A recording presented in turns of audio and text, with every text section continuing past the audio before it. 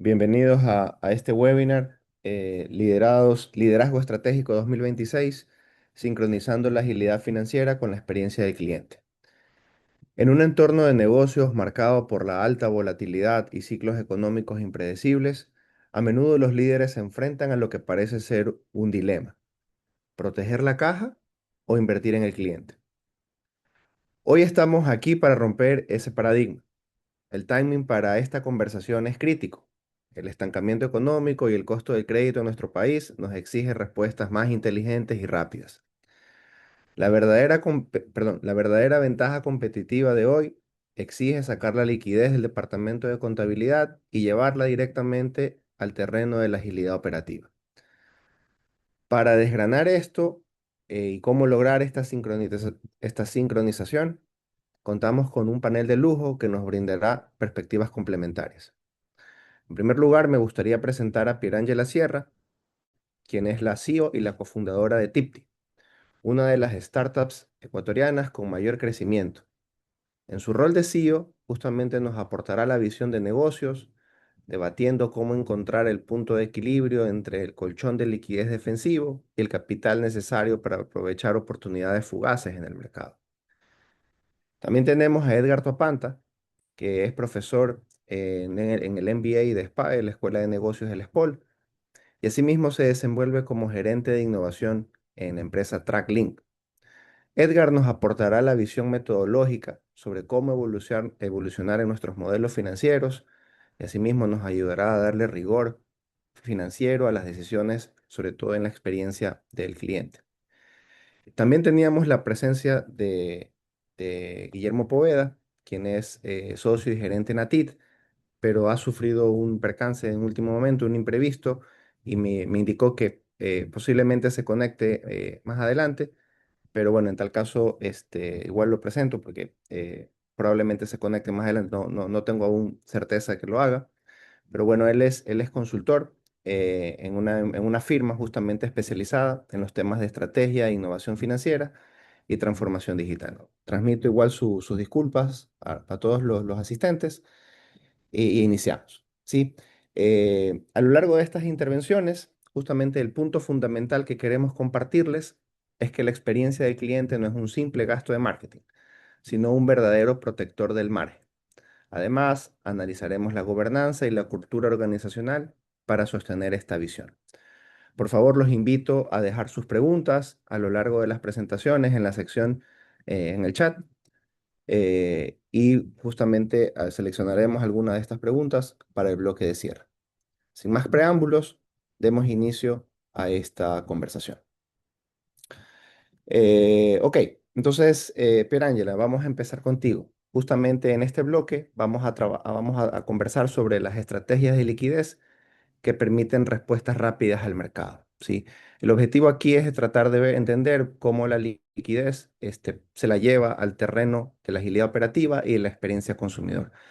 Entonces, Pierangela, cuéntanos en tu experiencia, justamente en entornos de alta volatilidad y ciclos económicos impredecibles que vivimos, ¿cómo tú defines ese punto de equilibrio para mantener la liquidez como un colchón defensivo y asimismo liberar capital para capitalizar o aprovechar oportunidades de negocios en el mercado? Buenos días, Pierangela. Adelante.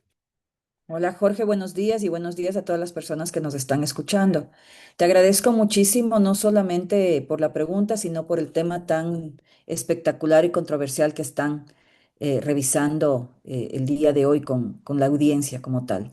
A ver, mira, yo creo que a veces cometemos un error crítico de pelearnos, ¿no? De tratar de jalar una soga como que fuéramos equipos diferentes. Y la verdad que dentro de una compañía, dentro de un proyecto, dentro de un negocio, deberíamos estar primero remando todos hacia un mismo norte y dentro de ese mismo norte y en esa búsqueda de sostenibilidad y de salud financiera a futuro del negocio, que creo que es y debe ser el primer objetivo de cualquier empresario, porque solamente si conseguimos una ecuación saludable de negocio y una ecuación que nos permita generar riqueza, vamos a poder multiplicar esa riqueza hacia los colaboradores, ese ecosistema de bonanza hacia los proveedores, hacia los socios y hacia las diferentes personas que están alrededor de ese proyecto, de esa empresa como tal. Entonces, sin duda alguna, creo que ese debe ser el norte. Que lleve a todos los empresarios hacia la sostenibilidad de esa compañía y esa compañía se sostiene a través de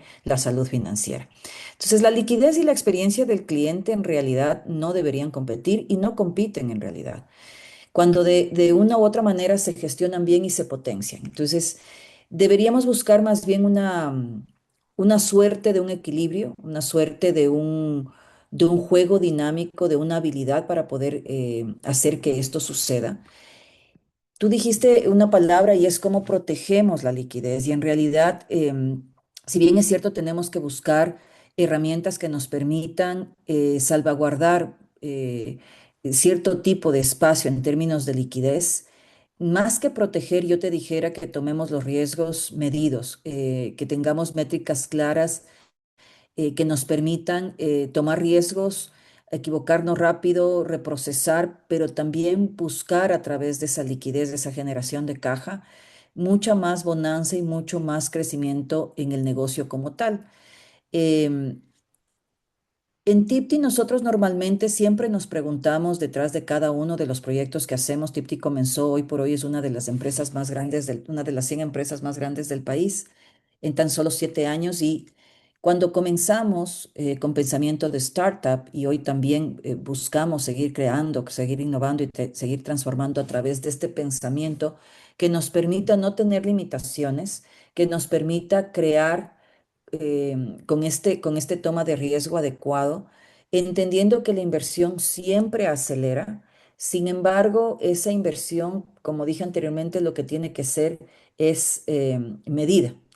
Entonces, la pregunta que nos hacemos siempre es si la inversión acelera o si frena la velocidad del aprendizaje del negocio. Y tal vez hacerse ese cuestionamiento hace que nosotros busquemos cambiar la lógica del poder hacer las cosas que pasen. En Tipti, nuestro propósito es hacer posible lo imposible. Entonces, es buscar la forma que podamos dar la vuelta a través de esa inversión, a través de ser recursivos, a través de ser eficientes, pero que busquemos desarrollar hábito de consumo, que busquemos aprender del proceso, porque estamos en una industria completamente nueva donde nada está escrito en piedra y donde obviamente el tema de aprendizaje, el tema de prueba y error, es crítico como tal.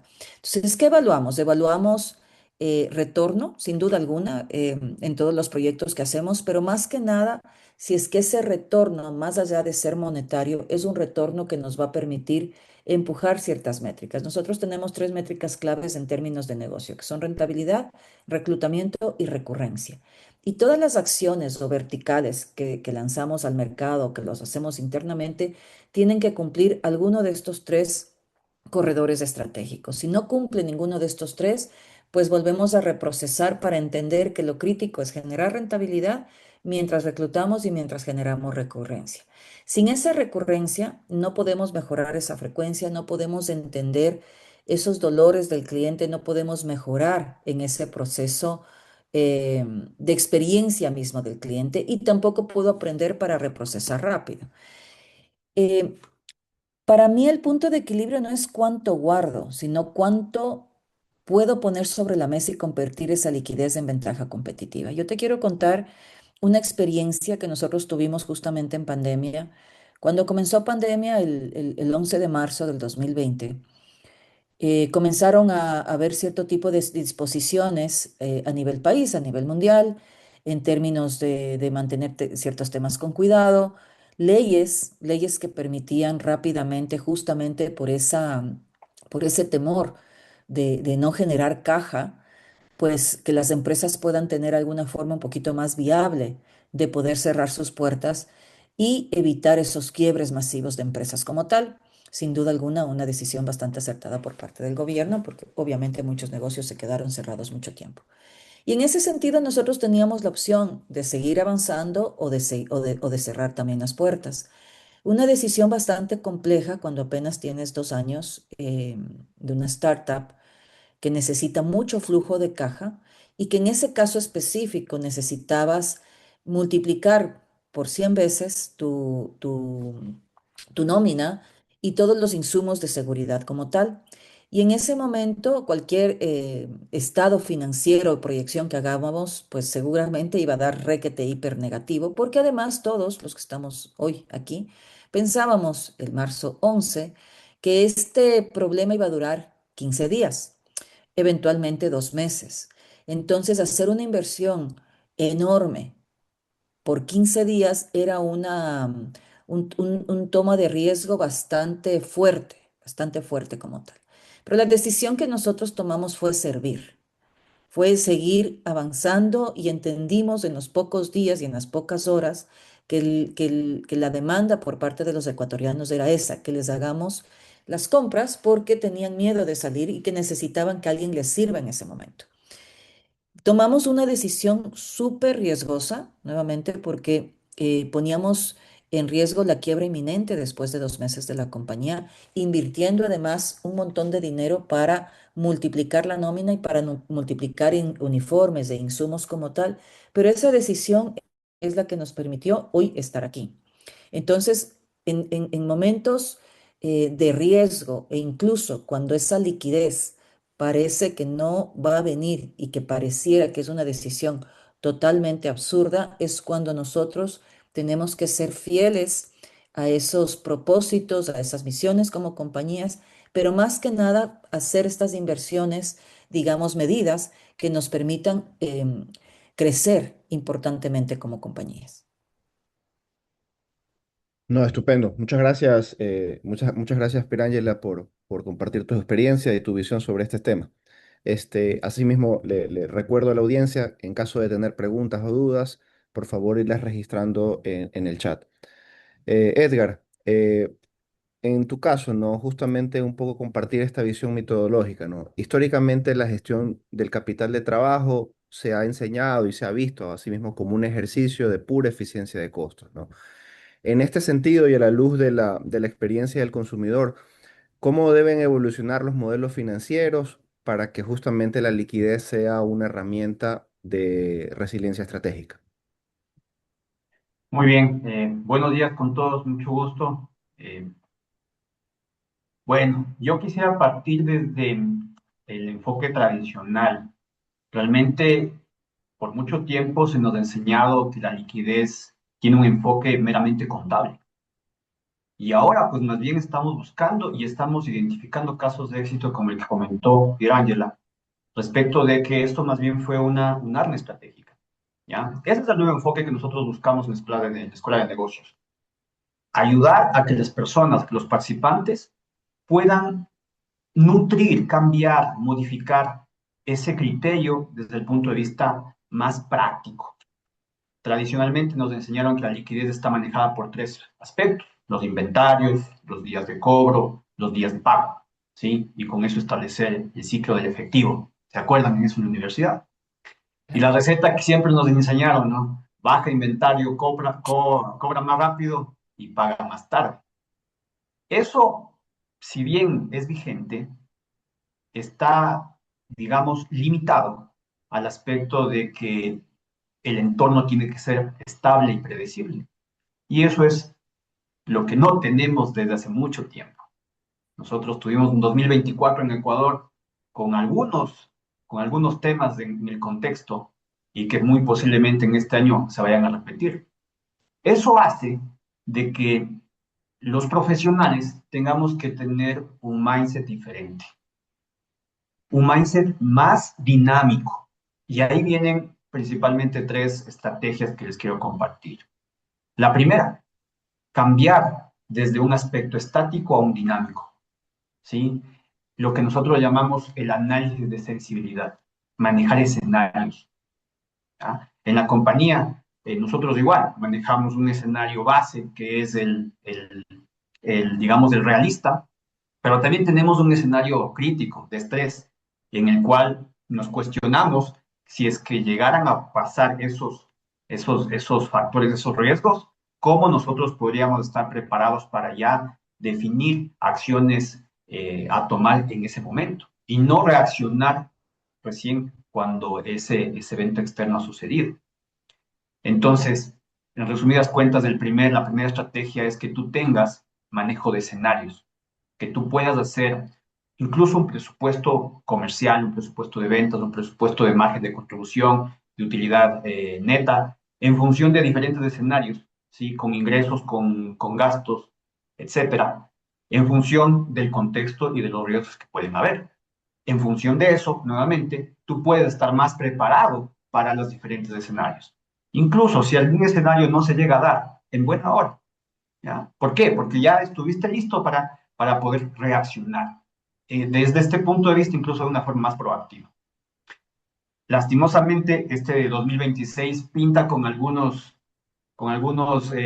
riesgos en el contexto. Tenemos ahí el riesgo de los cortes de energía eléctrica, que es algo latente que tenemos que vivir con ello. Eso es algo que no se va a poder resolver en los próximos años. Son estrategias a largo plazo que necesitan arrancar.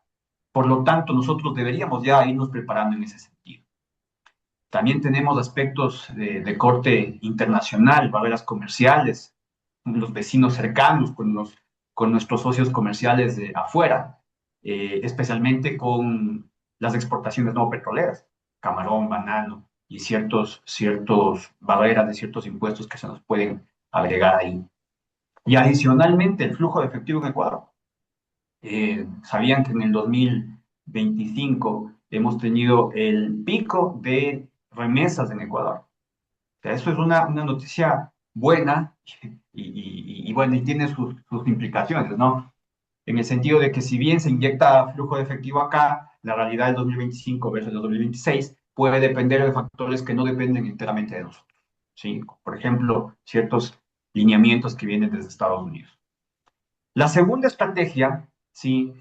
Es también ponernos a pensar o a cuantificar el costo de la inacción, el costo de no hacer nada, el costo de dejar verla pasar, ¿sí? En este sentido, nosotros manejamos algo bien claro y yo creo que todas las empresas podremos hacer un número facilito. ¿Cuánto nos cuesta adquirir un cliente? ¿Cuánto nos cuesta mantener un cliente? Dependiendo del giro de negocio, dependiendo de tu producto, te puedes dar cuenta definitivamente que hay un patrón. El costo de adquirir un cliente es mucho más caro que el de mantenerlo. Y ahí es donde justamente viene la experiencia del cliente. La experiencia del cliente tiene que estar atada tanto en la adquisición, ¿sí? Como en la retención. Y todavía viene ese nuevo chip, ¿no? Que a veces nosotros pensamos de que cuando ya mi cliente vino conmigo, ya me pertenece y lo voy a mantener. No, aquí el tema es que la competencia es tan feroz, por decirlo de una forma, que nosotros tenemos que establecer estrategias para poder capturar y mantenerlo al cliente a lo largo del tiempo. Entonces, el costo de la no acción es justamente cuantificar el efecto que hemos tenido en la compañía de no haber hecho esfuerzos para retenerlo, de cuánto me cuesta cuando un cliente se va, y a veces también, en muchos casos, si lo podemos reconquistar, cuánto me cuesta traerlo nuevamente. Esos son costos ocultos que a veces no los tenemos muy claros y que al fin de cuentas van mermando la utilidad y afectando a la generación de riqueza. Tercero, para concluir las estrategias de esta parte, yo creo que también la liquidez debemos verla desde un punto de vista de propósito. La liquidez debería estar enmarcada en los escenarios que mencioné en la estrategia número 1.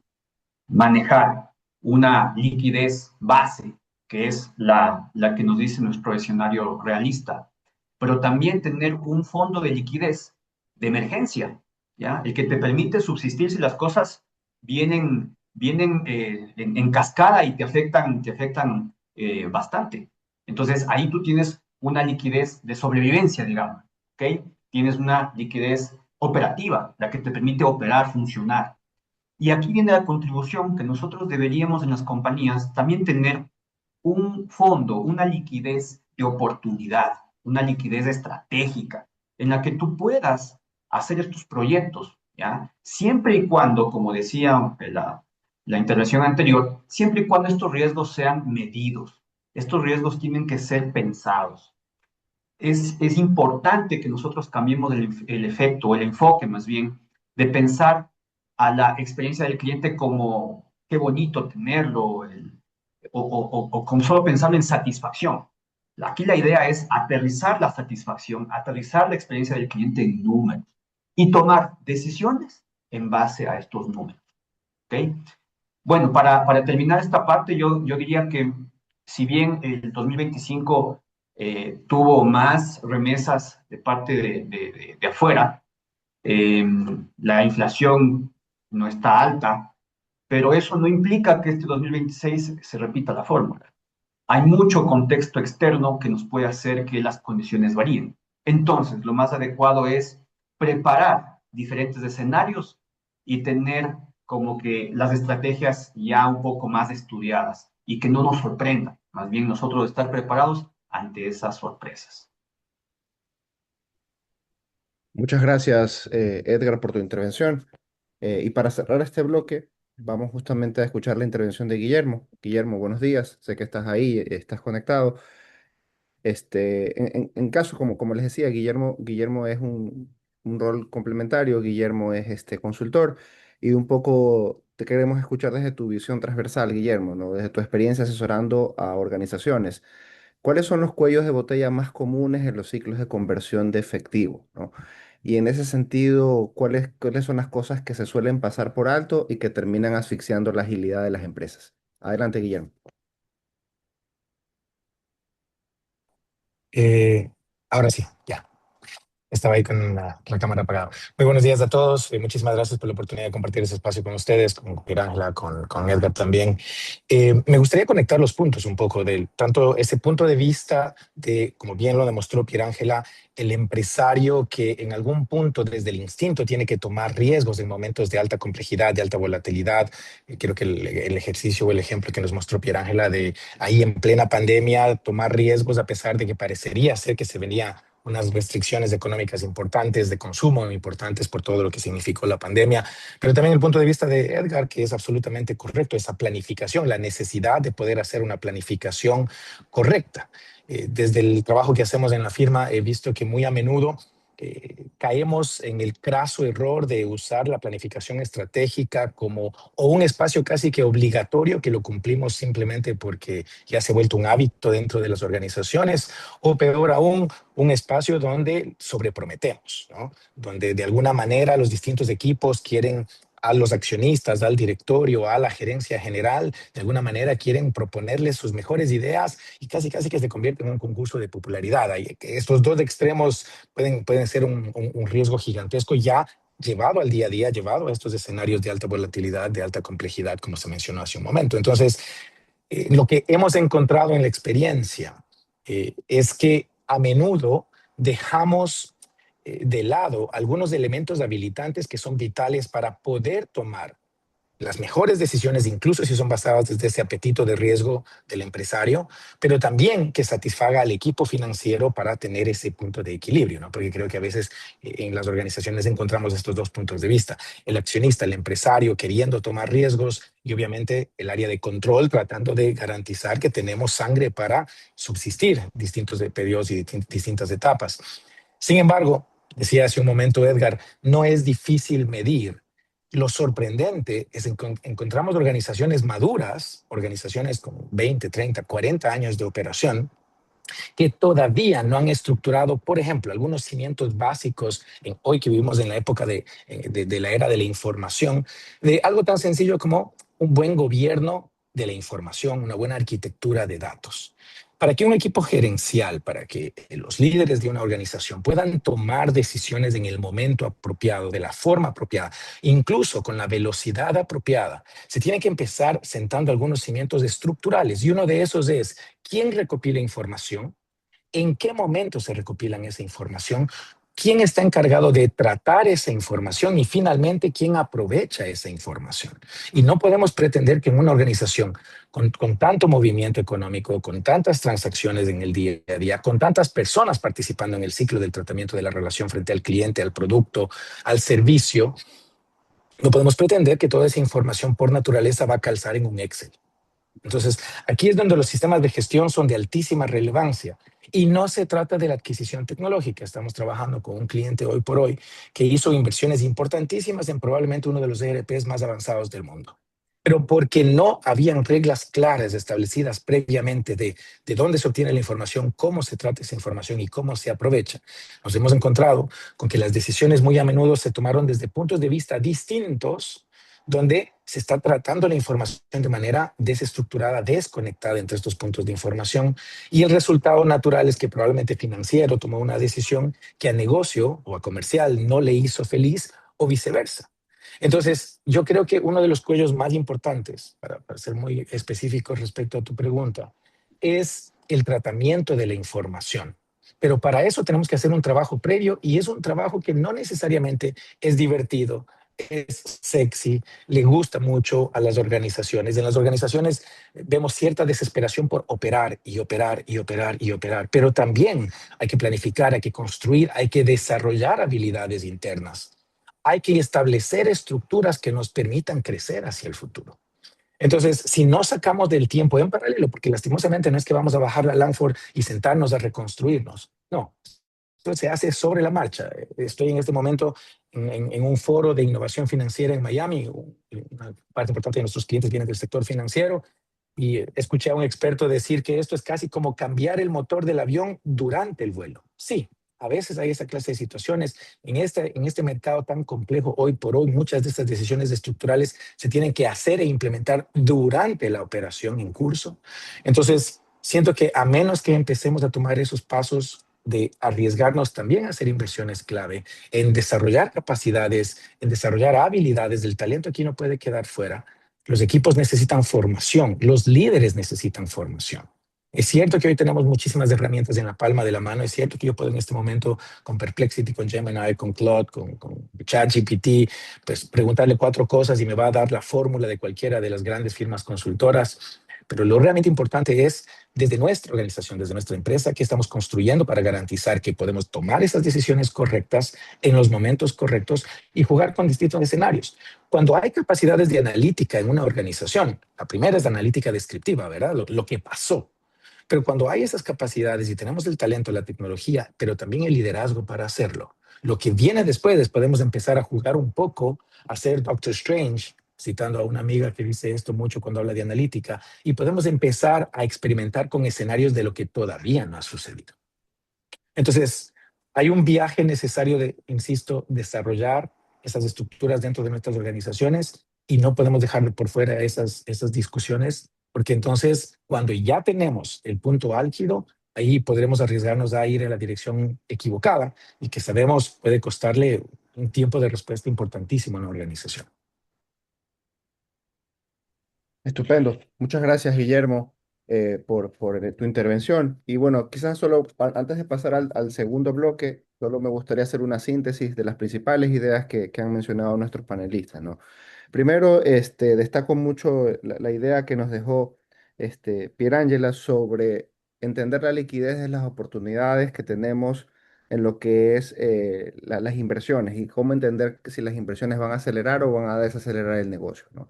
De ahí justamente destaco lo que mencionaba Edgar, esta idea de, así como tenemos fondos para aprovisionamiento de riesgos, también es importante construir un fondo que nos ayude a aprovechar o a tener oportunidades que vayan en esa dirección y que nos ayuden justamente a perseguir estas oportunidades, ¿no?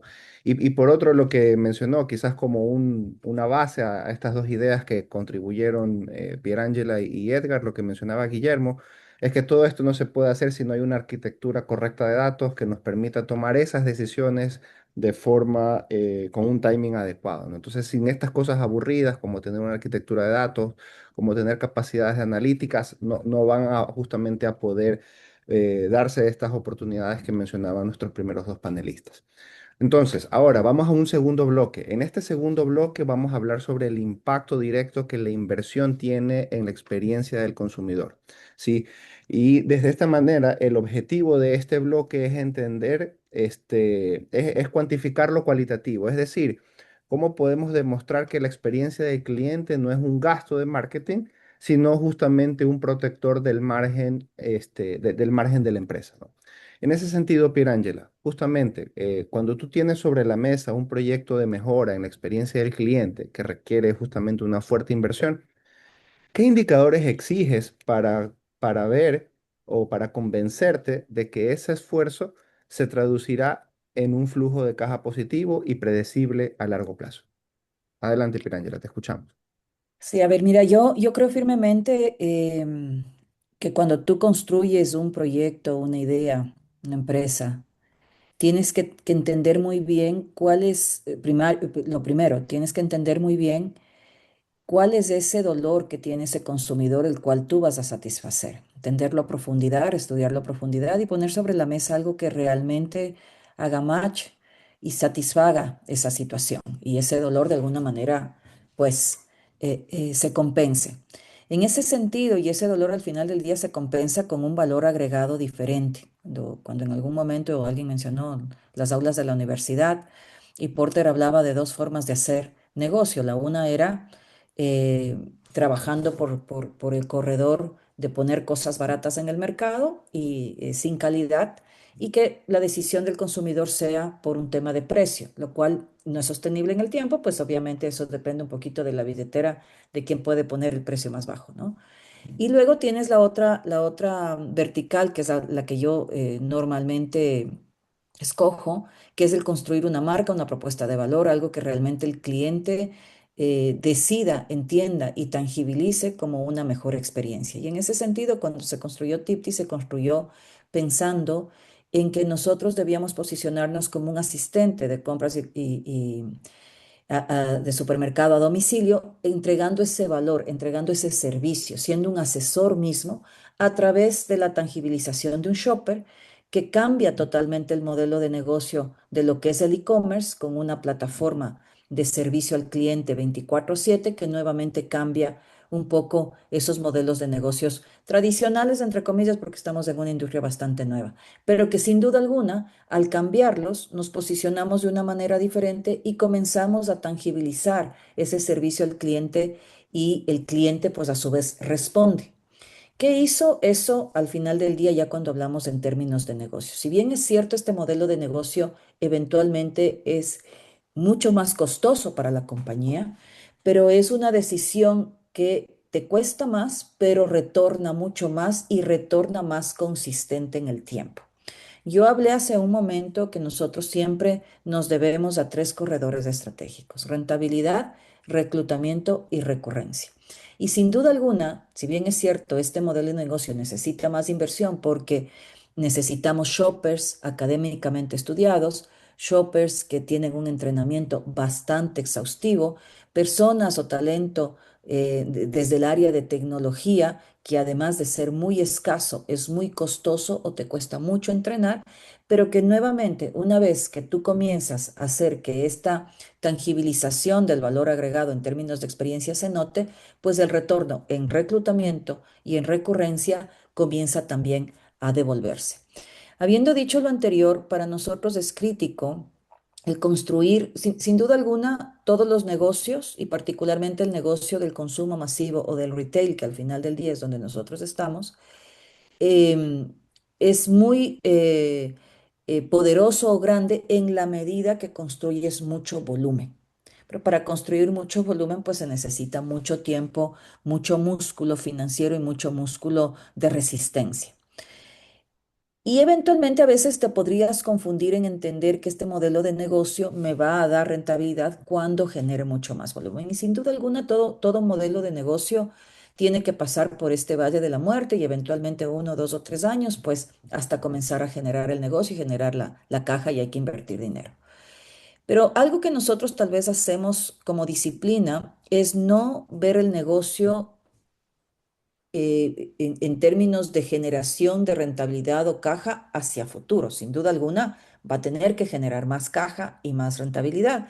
Pero nosotros lo que hacemos es ver todo negocio como un unit económico. Entonces, yo lo que hago es entender cuánto voy a retornar de esa fundita con ese ticket promedio de cada una de ellas, cuánto de verdad debería retornar para que cada una por sí sola sea rentable. Y eventualmente en el tiempo y con el volumen, pues esa rentabilidad, tanto en términos porcentuales como en valores absolutos, pues vaya creciendo en el tiempo. Entonces, tal vez esa es una de las primeras disciplinas críticas que tenemos, el poder reconstruir un P&L eh, de cada unidad de negocio como tal, que nos permite entender si ese negocio tiene o no tiene sentido de ser y cuáles de esas variables yo puedo influir positivamente para que podamos organizar ese retorno y entender muy bien en cuáles de esas líneas logro a través de la rentabilidad reclutar y construir recurrencia en el tiempo y poder dar un valor agregado que además en el caso de Tipti es bastante costoso como tal. Sin duda alguna, métricas críticas en términos de cuántos clientes se quedan retenidos, cuántos clientes me refieren, cuántos clientes están satisfechos. Para nosotros la parte de Customer Experience es crítica y es enorme. Tenemos alrededor de 15 métricas que estamos midiendo constantemente y equipo capacitado e in-house que está haciendo focus group todo el tiempo. Porque si bien es cierto y nuevamente es una inversión importante, no solamente en encontrar el talento, desarrollar el talento y mantener este talento in-house para constantemente estar reprocesando el tema de feedback por parte del cliente.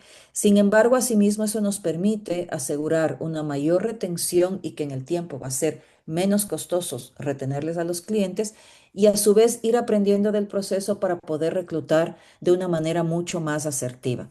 Nosotros desde el primer día de creación de Tipti no tuvimos inversiones billonarias como otras plataformas, tuvimos recursos bastante limitados, pero eso nos ayudó a ser muy recursivos en el pensamiento y en entender cada una de las acciones que íbamos haciendo en términos de marketing para poder capturar el cliente y más que nada retenerlo. Pero todo se basa en ese satisfacer esa necesidad, entender a profundidad y poder poner todas las herramientas para que esa satisfacción sea completamente diferente a cualquier otro producto que pueda haber en el mercado y por eso hoy por hoy tenemos la participación y el crecimiento que tenemos y particularmente en ese crecimiento y en esas métricas de clientes como tal, costos de adquisición, caídas de cliente y otros, pues siempre tratamos de entender muy bien cómo queremos crecer, dónde queremos crecer em, y siempre hablamos de buscar crecer de manera inteligente y orgánica, que nos permite realmente orgánico, se entienda que se está haciendo muy bien el trabajo para que el cliente orgánicamente quiera seguir con nosotros versus comprar por promociones un momento específico entender muy bien qué tipología de cliente queremos que esté dentro de Tipti, qué hace sentido que este cliente entre para poder ir creciendo con nosotros dentro de lo que es la franquicia. Es decir, que ese crecimiento realmente no dependa de subsidios, no dependa de descuentos, sino que realmente sea real, sea un crecimiento real. Tenemos una estructura de costos bastante bien identificada, con bastantes retos, bastante gruesa, bastante fuerte pero más que nada buscando eficiencias en cada una de esas líneas. El departamento de finanzas, que ahora tenemos dos espacios, el departamento de finanzas netamente, como todo el mundo lo conoce, pero tenemos una figura financiera, porque como dije anteriormente, no, esto no es una competencia, un negocio vive por el cliente y por las ventas y nosotros como desde el lado de finanzas tenemos que ser un catalizador para que eso suceda de la mejor forma desde el entendimiento, el entrenamiento y el acompañamiento a cada una de las áreas comerciales. Entonces, existe una figura que está buscando eficiencias en los accionables comerciales y que está acompañando como un business partner alrededor de cada una de estas líneas del estado financiero para poder lograr entender muy bien cuáles son esas variables, esos mixes, esos ratios que necesitamos entre costos fijos, variables y otros que tenemos nosotros dentro de lo que es el P&L, más que nada en relación a los shoppers, porque como dije anteriormente, nuestros shoppers no están conceptualizados como un gig economy, están conceptualizados con un pago de nómina y un pago por un contrato que tiene que ser cumplido día a día, semana a semana y mes a mes mientras las ventas van llegando. Y las ventas en una industria como la nuestra, pues todavía son bastante relativas en el tiempo, no hay como que un histórico real que te permita entender, hay una lógica. Sobre los presupuestos, comparto completamente. Nosotros siempre trabajamos con tres presupuestos. Uno que es el que siempre peleamos para que pase en el tiempo. Yo siempre comento a lo interno de la compañía que los seres humanos estamos ahí para ser agentes de cambio. Entonces sí podemos tener muchos econométricos que nos permitan entender cuál va a ser el crecimiento orgánico, pero ese crecimiento orgánico va a pasar con nosotros o sin nosotros porque ya logramos construir una atracción en el consumidor. Nosotros como seres humanos, ¿qué valor agregado podemos dar y cómo podemos ser agentes de cambio? Y en ese sentido, construimos building blocks que nos permitan llegar a ese objetivo mayor. Ese objetivo mayor que constantemente tiene un estado financiero acompañado, es decir, cada presupuesto tiene todas las líneas absolutamente detalladas mes a mes, semana por semana, para construir ese estado financiero y tenemos tres presupuestos. Un presupuesto que es el que siempre queremos alcanzar, que es el más alto, uno mediano y uno si todo el caos pasa, pero siempre estamos buscando construir hacia más alto, pero sin duda alguna en el camino y como todas las líneas contables están construidas con esa lógica, pues podemos tomar o nos ayuda a tomar algunas decisiones muy rápido si la venta no viene o si uno de los objetivos no se están cumpliendo para poder tener ese organización y ese ordenamiento. Y eso nos permite pasar de esa lógica de generar caja contable y no generar caja real. Al construir un unit economic como primer paso, pues tú todo el tiempo estás construyendo caja real, estás construyendo realmente dinero en efectivo que necesita la compañía para seguir dando el ciclo y poder seguir construyendo esos momentos, logros, hitos hacia el futuro y poder consistentemente sosteniendo la compañía, que es lo que más nos interesa en los próximos años, creciendo, duplicando, triplicando los crecimientos importantemente. Muchas gracias, Pirangela. Bueno, ahora pasamos contigo, Edgar. Hoy en día quizás un concepto que se ha popularizado es justamente el valor de ciclo de vida del cliente, ¿no? El Customer Lifetime Value, ¿no? Es quizás un concepto que se conoce, pero también es muchas veces muy teórico, ¿no? En ese sentido, ayúdanos a entender cómo podemos aplicar la lógica de los flujos de caja descontados a las compras futuras de los clientes para justamente darle un rigor financiero a las decisiones de experiencia del consumidor.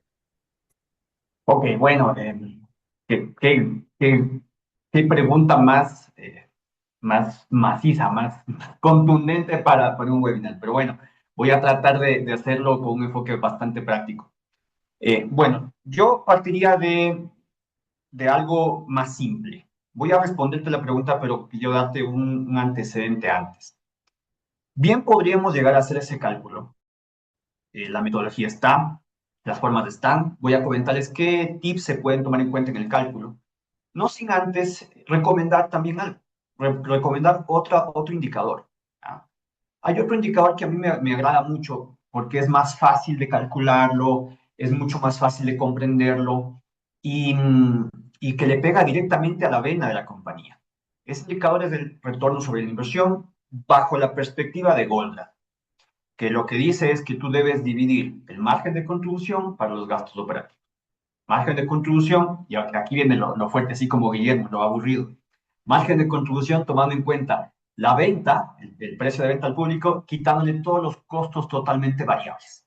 ¿Ya? Es decir, ese neto, ese flujo neto de efectivo que va a ayudarnos a completar lo que necesitamos para suplir todos nuestros gastos fijos. ¿Okay? Incluso de ahí sale el concepto de eh, de retorno sobre la inversión justamente que estamos hablando. En este momento, justamente cuando yo divido el margen de contribución frente al gasto operativo, yo puedo tener un indicativo de productividad. ¿Ok? Entonces, en resumidas cuentas, cuando nosotros propongamos un proyecto de experiencia para el cliente, tenemos que aterrizarlo en números, como dijimos hace un momento. Y aparte de aterrizarlo en números, aterrizarlo en temas de análisis de sensibilidad. Y la mejor forma es a través de indicadores. Si tú empiezas a hacer un indicador a través de la variación que tú vas a tener en el margen de contribución cuando hagas este proyecto y lo divides para la variación que puedes tener en los gastos operativos, porque definitivamente hay que hacer ciertas inversiones, tú podrías llegar a tener un análisis o un indicador más bien de productividad como una práctica, no está establecida en una fórmula matemática, pero sí tal vez en una buena práctica de la industria. nosotros aceptamos estos proyectos, aceptamos un proyecto de mejora siempre y cuando tenga una productividad mayor a 135%. ¿Ya? Entonces hay como que una medida un poco que te dé un tip para poder saber si es que ese proyecto va a tener un buen futuro. Muy bien, eso como antecedente. Ahora, regresando a la pregunta, eh, si bien se puede hacer ahora el cálculo con inteligencia artificial, puedes ponerle en internet y todo y te va a entregar toda la información detallada, sí hay que tomar en cuenta ciertos tips. Por ejemplo, el primero, tradicionalmente nos han enseñado que el cálculo del CLV está determinado por la venta, que cuánto me compra el cliente, lo multiplico por la frecuencia de compra y por los años de relación que va a tener, y ahí tengo una cifra, ¿verdad? Esa ha sido la tradición, pero realmente en estos proyectos de mejora, ¿sí? Nosotros no debemos apalancarnos solamente en las ventas, sino más bien en el margen de contribución. Entonces, ahí hay que hacer el primer cambio en la fórmula es, lejos de manejar la venta, maneja el margen de contribución, que es estrictamente lo que te va a dejar es este nuevo proyecto. Ok, entonces multiplicamos el margen de contribución nuevamente por la frecuencia de compra y lo multiplicamos también por la tasa de retención. Ok, y ese es el segundo factor que hay que tomar en cuenta en esta fórmula. Ok, la tasa de retención. Sabemos que nosotros trabajamos por fidelidad con los clientes, pero los clientes pues pueden tener la decisión de no trabajar con nosotros. Ok, entonces, segunda cosa que tenemos que trabajar ahí, levantar información de nuestra tasa de retención.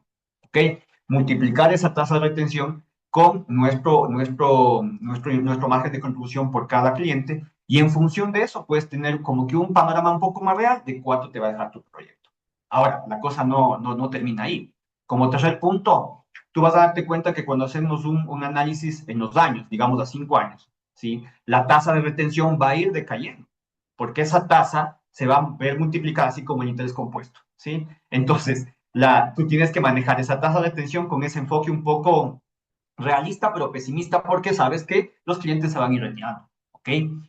Y para la cereza del pastel, para los cálculos aburridos, digamos de esa forma, hay que traer todos esos datos, ¿sí? A valor presente.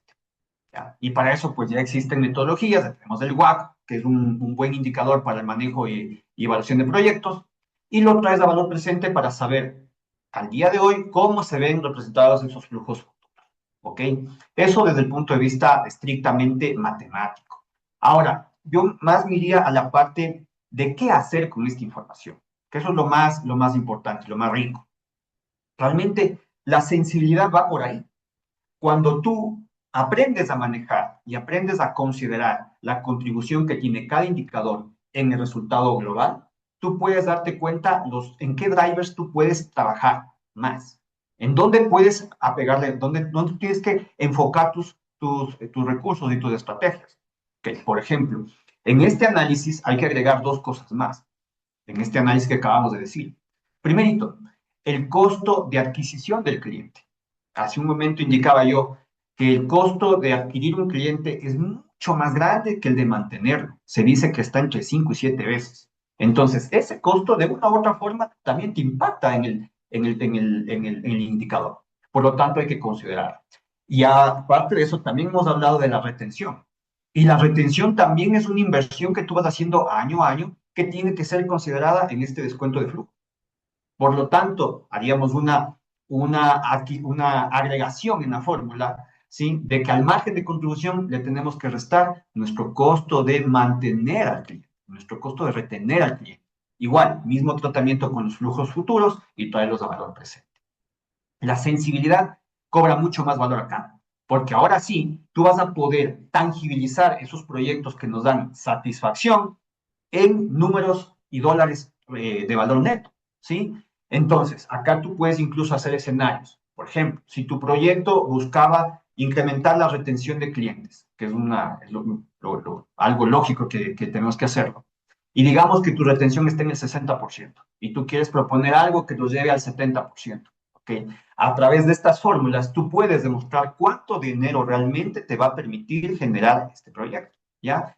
El tema de los flujos futuros nos ayuda a ser mucho más ácido en el tema, ¿ok? Le ayuda a darle más consistencia, incluso a ser un poquito más severo y más ácido en el pronóstico, de tal forma que ya en la realidad, si te va mucho mejor, pues va a ser más motivante para el equipo, ¿ok? Eso desde el punto de vista de este indicador. Estupendo, Edgar. Muchas gracias. Realmente, al menos para mí ha sido muy, mucha claridad al respecto. Me ayuda a entender mejor estos temas. Guillermo, desde tu punto de vista transversal, ¿no? Como consultor, usualmente hay una tensión entre el gerente de finanzas, el financiero, con el de marketing, sobre justamente cuidar la caja e invertir en experiencia en el usuario, ¿no? En ese sentido, ¿tú qué marcos de trabajo recomiendas para demostrar financieramente que un mayor nivel de retención de clientes justamente reduce el costo de servir a un cliente?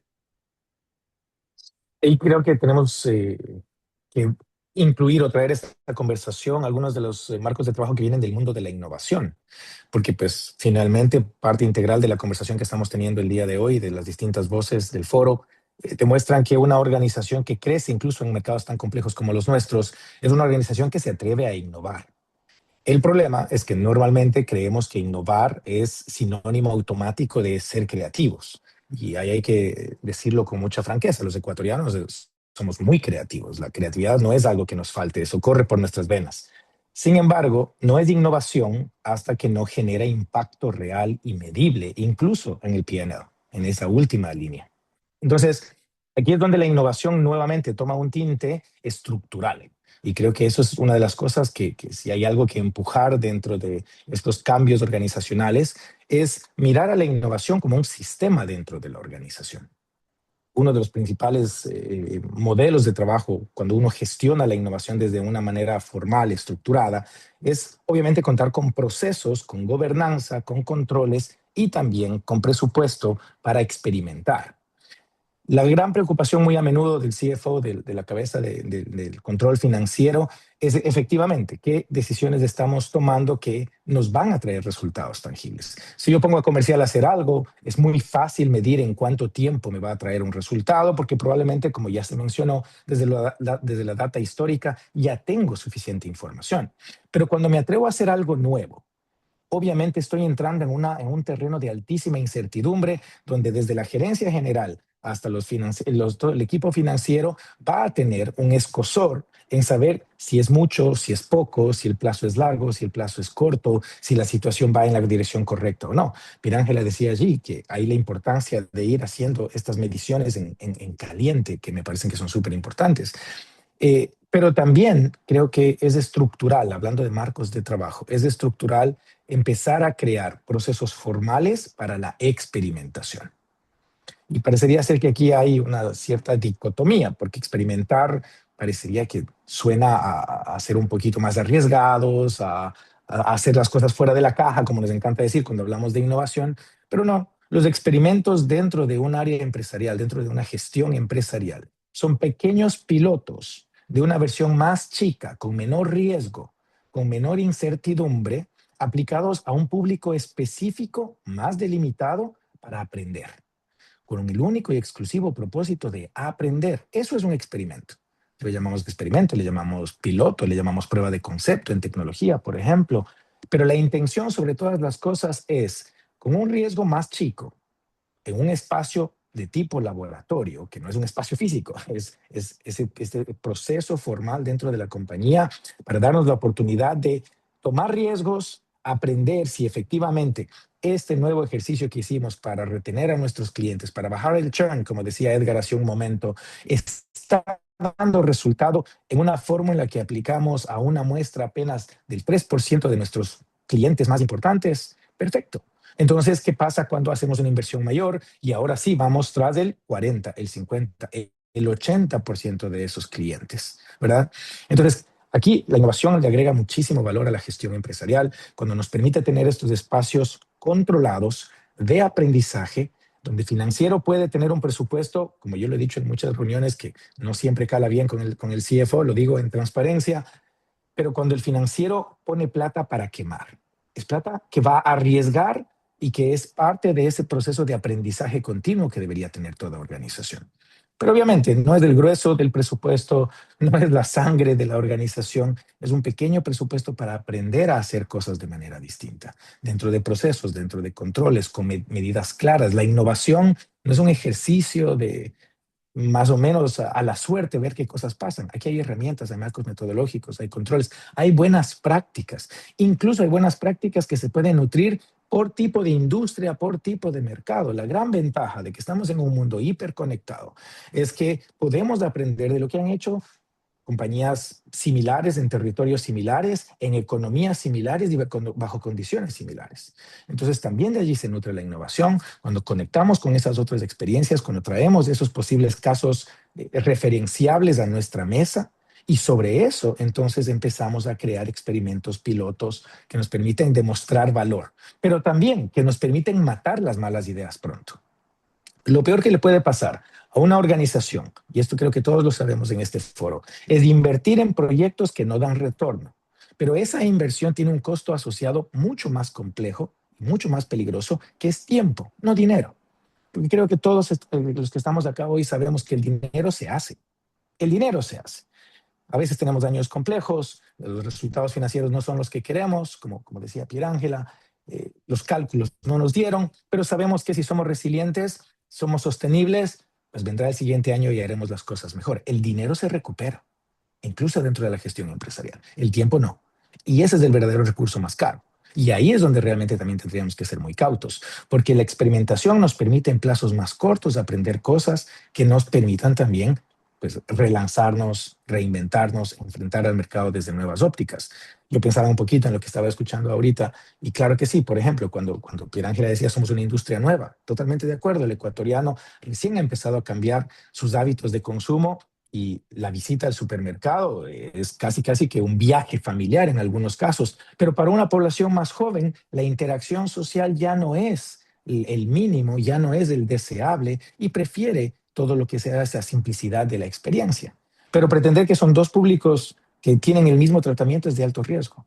Entonces, también la experimentación necesita entender los perfiles, los arquetipos de mis clientes o de nuevos clientes a los que quiero llegar. Entonces, sintetizando allí este tema de marcos de trabajo, yo sí recomendaría que aquí es un gran lugar donde la innovación empresarial tiene cabida, entrega resultado y sobre todas las cosas nos permite reinventarnos. Muchas gracias, Guillermo. Y bueno, realmente muchas gracias a todos. Sé que estamos pasado el tiempo que inicialmente prometimos, que saldríamos a las 9 de la mañana. Y solo como para un cierre, sí me gustaría pedirles a cada uno de nuestros panelistas que en un minuto nos hagan un mensaje el resto de la audiencia sobre cuál es el rol del liderazgo para justamente alinear la parte financiera con la experiencia del consumidor. En esa idea, si nos pueden compartir en un minuto cuál es su mensaje para que más que nada todos que estamos aquí nos podamos llevar como un takeaway, un mensaje de cómo podemos justamente alinear los temas financieros con la experiencia del usuario. Y si eso lo pudiéramos poner como en una especie de los antiguos tweets, pues de 250 caracteres, ¿cuál sería ese mensaje? Empezamos contigo, Pirangela, adelante. Pues mira, la desalineación de finanzas y del área comercial no es en realidad un problema técnico, no es en realidad que están como que separados. Es más un tema de lenguaje, es más un tema de cultura, que sin duda alguna en términos de liderazgo tienes que buscar la forma de traducir que ambos generan valor y que sin duda alguna absolutamente todas las piezas dentro de la compañía son claves y críticas para poder llegar a esas metas finales. Muchas gracias, Pirangela. Solamente si quisieras compartir al resto de la gente, al resto de las personas que están aquí, si en dónde podemos seguir más de tu trabajo, más de lo que estás compartiendo en cuanto a tips en este tema, si nos puedes ahí compartir en el chat dónde sería, para que igual Buenísimo. todos los miembros puedan seguirte en redes o donde estés justamente compartiendo tus ideas, sería buenísimo. Vamos contigo, Edgar. Gracias, Pirangel. Ok, bueno, por mi parte yo creo que el tema de que trabajemos en equipo está ligado a que enfoquemos nuestros esfuerzos en resolver problemas significativos. Si es que nosotros nos enfocamos en resolver algo significativo que le interesa al cliente, te apuesto a que todas las áreas van a organizarse y van a trabajar en equipo. Yo creo que una de las capacidades importantes de ahora es esa habilidad de poder aprender y rápidamente. Asimismo, como decía Guillermo, el tema de hacer pilotos, hacer esa suerte de startup, de poder probar, si funciona, lo escalo, si no funciona, lo ajusto, y si por último ya no funciona nada, lo abandono, pero hacerlo de forma más rápida. Muchas gracias, Edgar. Asimismo, ¿dónde podemos seguirte o dónde podemos encontrar más de tus ideas? Por favor, compártelo en el chat. Adelante, Guillermo, te escuchamos a ti. Muchísimas gracias. Algo que hemos estado experimentando y probando con distintas organizaciones que quieren ser más ágiles, que quieren entregar valor de manera continua en este competitivo mercado que nos enfrentamos hoy por hoy, es en realidad traer una muy vieja práctica que hizo al Imperio Romano en algún punto la fuerza de conquista más importante y de crecimiento más importante en la historia de la raza humana, y es esta vista que tenía Marco Aurelio de la mesa corta, ¿no? Y cuando hablamos de estrategia y de liderazgo estratégico, obviamente estamos hablando de cuarto de guerra, porque la palabra estrategia viene de allí, del cuarto de guerra. Y yo creo que toda organización necesita un liderazgo que tenga sus máximas capacidades expresadas en una mesa corta para decisiones rápidas. ¿Quién debería estar en una mesa corta de decisiones rápidas, pero obviamente alineadas dentro de esos marcos de colaboración, de trabajo en equipo que se han mencionado previamente? Tiene que estar obviamente el máximo responsable, el CEO, pero frente a él deberían haber al menos tres actores clave que representen esta vista de el front, el back y el control. Cuando la organización, sin importar qué modelo de estructura organizacional tengamos, ojalá lo más plano posible, lo más horizontal posible, pero la mesa corta se conforma de estas tres voces. El CEO, el gerente general, tiene los insumos de calidad en tiempo real para tomar decisiones que traigan ese equilibrio. Claro que el control tiene que garantizar que estamos yendo en la dirección correcta, pero el front tiene que tener ese apetito de crecimiento y el back tiene que decir que la operación es sostenible. Si hacemos esas tres cosas y esa mesa corta está conectada, como bien dijo Edgar hace un momento, todos queremos lo mismo, todos queremos el éxito de nuestra organización. Y como bien también lo dijo Pierángela, si todos hablamos del mismo lenguaje, la organización va a crecer. Súper, muchas gracias, Guillermo, por compartir tus ideas. Sé que estás en un viaje de negocios, en un evento. Te agradezco el doble por justamente haber hecho espacio en tu agenda para estar con nosotros en este webinar el día de hoy. Y asimismo, te invito, porfa, a compartir en el chat donde podemos seguir más de tus contribuciones y de lo que estás trabajando para justamente tener más idea o nutrirnos más del conocimiento que has desarrollado en esta línea, ¿no? Entonces, Muchas gracias. yo desafortunadamente tengo que, digamos, el espacio que prometimos para preguntas y respuestas, lo vamos a continuar en nuestra cuenta de LinkedIn. Ahí justamente vamos a hacer el posteo de lo que ha sido los aprendizajes, las principales lecciones. Asimismo, le vamos a compartir el video de lo que ha sido esta entrevista. Los invito mucho a suscribirse al newsletter de SPY, donde justamente estamos difundiendo ideas valiosas como las que se han manifestado en el foro del día de hoy. Solamente como un cierre, me gustaría darle paso a María Fernanda Saona, que nos va a compartir un mensaje importante por parte del Centro de Educación Continua de Espol. Adelante, María Fernanda. Hola, buenos días a todos. Primero queríamos darles gracias, y más que nada, antes de finalizar, nuestros agradecimientos por haberse conectado al webinar. Sabemos lo valioso que es el tiempo para ustedes y bueno, estar aquí dice mucho de los profesionales que son. Mi nombre es María Fernanda, como ya me presentó Jorge.